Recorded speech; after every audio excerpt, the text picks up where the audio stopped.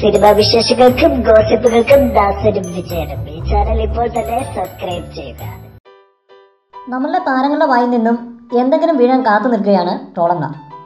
Orange തുലിയുമായി 4 kilometre നടന്ന മമ്മൂട്ടിയും എത്ര 100 തവണ കണ്ട പൃഥ്വിരാജിനെയും എല്ലാം ട്രോളന്മാർ ട്രോളി ഒരു വഴിയാക്കിയിരുന്നു.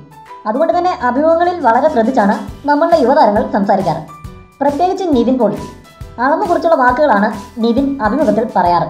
വല്ല പിടിവായുത്തം പറഞ്ഞു പോയാലുള്ള അവസ്ഥ നിവിന് ശരിക്കും അറിയാം.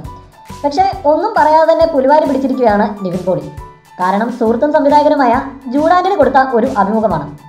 മാത്തുക്കുട്ടിയുമായുള്ള അഭിമുഖത്തിൽ നിവിന് ഒരു ദിവസം വരുന്ന ഫോൺ കോളുകളെ പറ്റി സംസാരിക്കുകയുണ്ടായി ജൂഡാന്റണി. സത്യത്തിൽ ജൂഡ് പറഞ്ഞത് ഇങ്ങനെ: നിവിൻ ഇപ്പോഴും വലിയ താരമാണെന്നുള്ളത് തനിക്ക് വിശ്വസിക്കാനായിട്ടില്ല. അതുകൊണ്ട് തന്നെ എന്ത് തിരക്കാണേലും ഞാൻ വിളിച്ചിട്ട് അവൻ ഫോൺ എടുത്തില്ലെങ്കിൽ എനിക്ക് പരിഭവം ഉണ്ടാവും. അവൻ തിരിച്ചു വിളിക്കട്ടെ എന്ന് ഞാൻ കരുതും.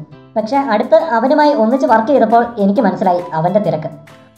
ഒരു ദിവസം അവനൊരു 3000 ഫോൺ കോൾ വരും. പക്ഷേ അവിടെ നിർത്തിയില്ല. ജൂഡ് വീണ്ടും തുടർന്നു. 3000 അല്ല, ഒരു 4000, 5000, 6000 വരെ ഫോൺ കോളുകൾ വരാറുണ്ട്. ട്രോളന്മാർ പിന്നെ വെറുതെ വിടുവോ? നിവിൻ പോളിയെ പൊങ്ങച്ചം പറയുന്ന സരോജ് കുമാറിനോടും ജൂഡിനെ പച്ചാളത്തോടും ഉപയോഗിച്ച് ട്രോളുകൾ തുടങ്ങി. പാവൻ നിവിനുണ്ടോ ഇത് വല്ലതും അറിയാൻ?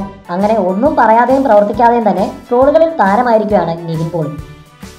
കൂടുതൽ സിനിമാ വിശേഷങ്ങൾക്കും ഗോസിപ്പുകൾക്കും ദാസനും വിജയനും ഈ ചാനൽ ഇപ്പോൾ തന്നെ സബ്സ്ക്രൈബ് ചെയ്യുക.